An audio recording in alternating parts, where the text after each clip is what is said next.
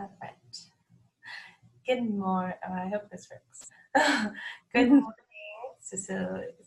Good morning. I'm Alexis Salazar, and I'm part of the community working group for the Passionist Provincial Chapter. And we have here today, if you'd like to introduce yourself. Hi, my name is Cecilia. Everyone calls me Sil Salazar. Okay, well, welcome. Good morning, Sil. Good morning, Alexis. AKA my mother. So, as you are my mother, and I know that you are very familiar with the Passionist community, I just want to ask you a few questions on what your experience has been like being a lay member of the Passionist family, Passionist community, and just a couple of questions based on your experience and what you have encountered. Okay. So, what drew you to the Passionist community? I wasn't drawn to them. It just happened that they were at the high school. They came as our ministers to where I was going to high school in Sierra Madre. And the priest and I just got along. There, at that time period, there weren't too many Hispanics in that community, and going to the high school where I went, which was in Sierra Madre. And being that they were Hispanic, I don't know if that had anything to do with our getting together, or I think the reason that we really got together, why they came to me, was because of the fact that I was participant in the masses. I had an instrument, I played my guitar, and so we just got together because of that, I guess, planning and the masses songs and whatnot. And that was basically how we got together. And then once we got together, we just clicked, and our friendship has remained constant ever since. Very nice. So how did you first get involved with the Passionists? What was your first involvement with them, or how has that continued? What have you done with them since high school, you mean? Yeah, since that first encounter in high school. Okay. When years ago, I guess, when you and I don't remember if you remember, but we went up to Good Friday celebration. We went to the walk, right? We went on the walk on Good Friday, and lo and behold, at the end of the last station, there was Father Clem, and he was just going to begin his new ministry there at the Passionists. We had been keeping in touch with one another ever since he left the state of California. Because we were very good friends, Miguel and I, your dad and I, flew him down from Texas so he could, we wanted him to be a principal celebrant in our wedding.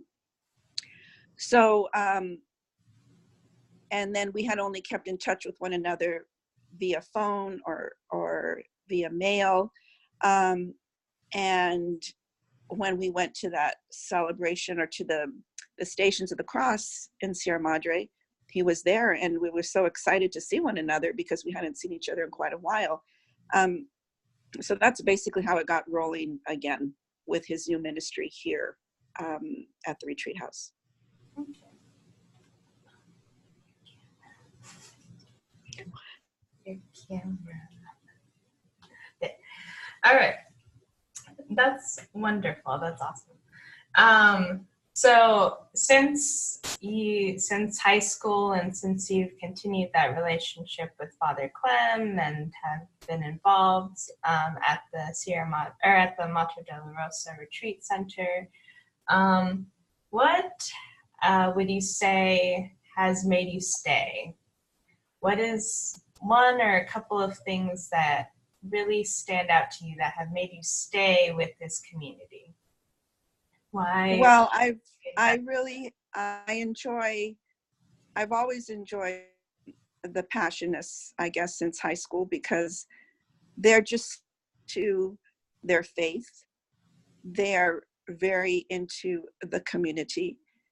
I think that's what my heart brings them to them continuing, is because they with the community, and you um Father Clem, he's amazing. He will just go from parish to parish as needs. I mean, they can call him just at the top of a hat to say mass, and he will go there. Another thing that has brought us close is because he's now living at the retreat house, but also because, of course, he is a priest and he does say masses at other parishes. And you know that your uncle, has at parish in Pasadena, so he's been able to act masses for St. Andrew. So I see often because of that. But I think I've always loved the retreat house. Dad loves it. Started to go on the marriage retreat weekends. Daddy just loves going up there. It's such a calm place, and you can just kind of feel the presence of God, wherever you are, especially outdoors. But even when you're indoors, I don't know. It's just a rare, constant feeling, and I love that. Love that feeling. And I would just go there at the drop of a hat. I think, as Father Clem always does, he will call me at the drop of a hat and say, "Come and help me." Okay, here I come. So, and I don't know. I guess that part of that has to do with the relationship that we have. It's like better than a friendship. I mean, it's in between family and friend. I don't know. I can't really describe the special relationship that we have. I can't really say. I feel. I want to say uncle, but he's not really my uncle. I don't see him in that sense, but he's part of my family. Just put it that way. Mm-hmm. A close member of the family. Yeah. So. And he's joined in, he has joined into many of my family events. So. Yes. And will continue to. Yes. So, how, in your experience, particularly with, since our proximity is with the Mater Dolorosa Retreat Center and that community, how would you describe, from that experience with the Passionists there and the community there, how would you describe, or what would you tell somebody about Passionist community? How would you explain, somebody who's never met the Passionists before, how would you explain what Passionist community life is like through the eyes of a lay member? Mm-hmm. Well, I would say that first of all, I see them in connection with Mater Dolorosa because it is a retreat house, a retreat center. And I think that this particular community of Passionists, that's their goal. Their goal is to get as many people into the retreat house as many as they can. And of course, I believe it is just a retreat house, but recently, and I'm sure there's monetary reasons for this, but recently, and or more often, I guess, is that I see other Catholic communities, high schools, grammar school teachers, professors using the facility because I think of their need for monetary assistance. And it's a great way to use the retreat center, not only as a weekend retreat center for the men, but also for the lay community that are in various in the various roles in the church play, and that they they're just welcoming. And I think that again, because they're at the retreat house, they're able to work with parishes with because they have the location. I think they're able to work with the community in a great way with that, using the facility as a place of origin, So yeah, I think yeah, I mean, that's basically the reason. And I think other people would, once they go there, once they see what they're doing. I love the way Father Bruno works with with the teens. I mean, he's just got some great enthusiasm. And, I know that the poor guy's going for his degree. I mean, he's continuing his education. I mean, he's got to be going across town to get that. But he's also so involved with the youth, and he does, I'm sure behind the walls, he does many, many things in order to get all that going. And I love Father Mike, even though he's not the head of not the coordinator, I guess, house anymore, but you still see him walking around. And I love, that, and you're able to use their facility for a number of things. Yeah, so their presence is just, it's felt throughout, and they do extend their services to a number of people. Mm-hmm. So how would you describe the relationship between the vowed members in community and the lay members in community?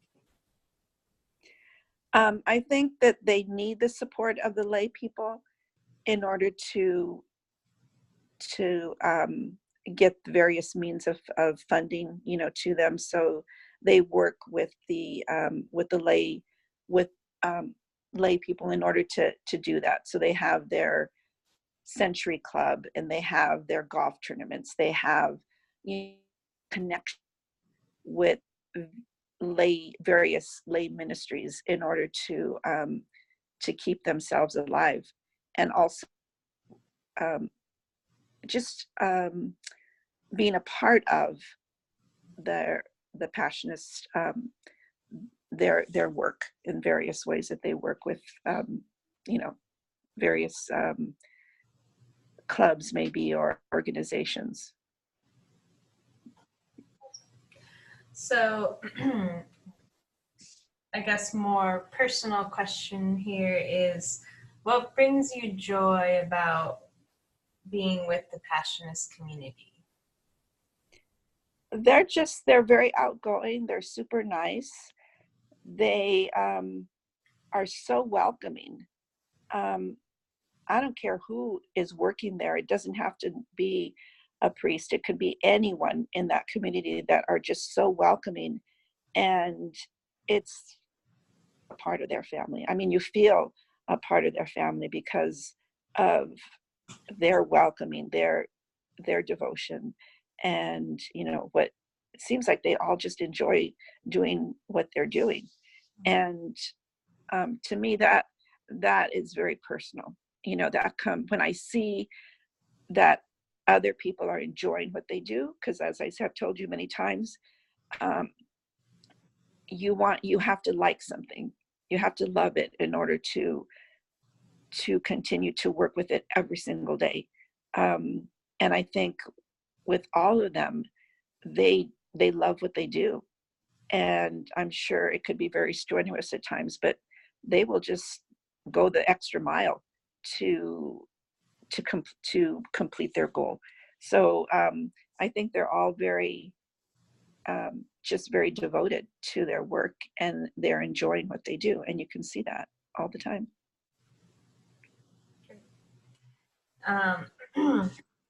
So also with joys, there also sometimes comes challenges. So what are some of the challenges that you may have faced in being or working with the Passionist community? Have there been any challenges? And what has that been like? I'm recently I had a very big challenge was because Father Clem had asked me to get some holy cards laminated for him, and I had them all ready and I didn't take them up to him, and I felt so bad because I didn't deliver them, and I just apologized to him, like he needed them for Good Friday, and I was, we were moving, and I was getting ready to receive appliances on that day, and I couldn't, and I didn't realize I needed to take them. He needed them for Good Friday, and I could have taken them sooner, but I didn't, and so I felt just so upset with myself. But and Father Clem just took it in stride. I think another challenge that I had, not very recently, but when I went up to work in the bookstore, in the shop, that proved to be challenging to me only because of the person that I had to work with. I think it took me a little while to understand her, because one person had told me to do one thing, and then she had told me to do something else. It was a little confusing at first, and I think with that, it was a little mind-boggling for me, and it proved to be a little bit of a struggle. But once you just kind of let things aside and just do what you need to do, and it was fun. But otherwise, I don't really think there's too many challenges. Actually, it's pretty much fun helping them, and other than that, I don't feel challenged. I just like it. And they're all super sweet, and they give me lunch every time I go. They feed me. So what can I say? They do have good lunch there. Well, they have good food in general. They do. They have really good food. Yes. FYI, people at the chapter right now. So finally, what are your hopes for the future with the Passionist community? What are your hopes for lay and vowed relationship to grow and to build? And what are your hopes for the Passionist community in general? What are your hopes for them and for what the future holds for the community as both laid and vowed, and to build that bridge? Well, I think one of the major challenges for them, and I think about it all the time, is that there are only, I believe, 4 religious that actually work up there. So it's like Father Clem, Father Mike, Father Bruno, and I think there's somebody else. There's Deacon Manuel and his wife. But it's like those are the only religious people that are there. And I'm thinking, where's everybody else? Where are all these other vocations? We need them. And you can see that in parishes across the board. But with them, it's like, it's a huge facility and there's only 4 people, 4 religion people. It's like, come on, everybody, get on the board. If not that I would become a religious, but I mean, where's everybody? And that's the seriousness. I think that's the hard part, is that what's going to happen if no more other people are joining into their club, are becoming Passionists. And I think that there's various other ways that you can serve the Passionists. I don't know if they have, like the Carmelites have a group of women who don't want to become religious, or their family members, and I don't know if and still you can join their group, and like you go pray with them, and like you can feel super holy or whatever. I don't know if the Passionists have anything like that, but I'm sure they do. But you don't see them. I don't recognize them, when I go. So I'm sure that they probably just are there for the prayer or whatever, and they don't call attention to themselves. But I don't know if anything like that exists. on their part. But that's my major concern for them, is that, you know, there just aren't enough young people that are coming into the organization, and that's pretty scary. And I know that there's other ways that I see a lot of young men now, or even older men, that have lived a life and then for some reason or another have changed their minds and have decided to enter the religious life. And I think that's really great, in that they've been able to live the life as a layperson, but then just will come on board and become a priest. And I think that's really fabulous. And also, if they would accept women into the organization, I think that would be super cool. But you know, who knows when that's going to happen? Come on, popes, shake it up. You know, it's like, get it together. You know, men can't do it all right? So, you know, it's like, wake up, everybody, wake up, Rome. You know, get it together. You know, you need us. You know, call us. We're here. You know, yeah. So, you know, to work. Qualified women out there. Exactly. You know, or just, you know, accept lay personnel in different areas. But the Passionists are super cool about that, in that they know you're a lay person, and they just will grab onto your talents and roll. So, you know, it's like there's no stopping. You know, if like Father Clem will just use me for whatever, the store translator, you know, can you help me with, you know, move pictures in my room, you know, whatever. There's just tons of things. But you know how I am, very flexible with that, and I enjoy doing all of that.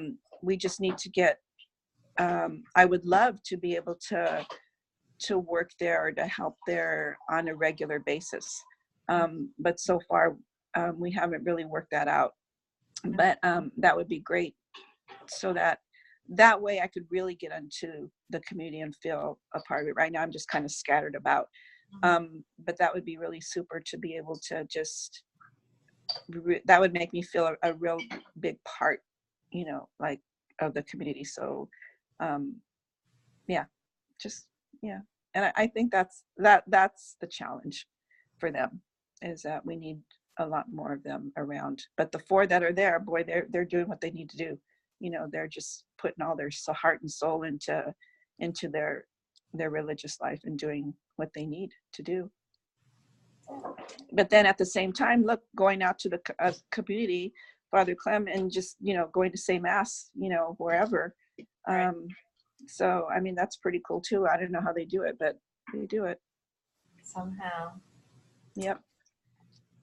Well, thank you for... You're welcome. I hope I answered all your questions the way you wanted me to. If I didn't, shake me up and review my answers, and then call me back and say, Mom, this wasn't a good answer. No, it's okay. We'll probably do this, honestly. I did this recording, but we'll probably do it again in person, because the video was disconnecting at points. It was okay. So I well, when I go to Chicago. But this will. I just needed something before my meeting today. Okay. Okay. Like, I did something that I need to edit it still, because it was choppy. And you kept putting your anyway.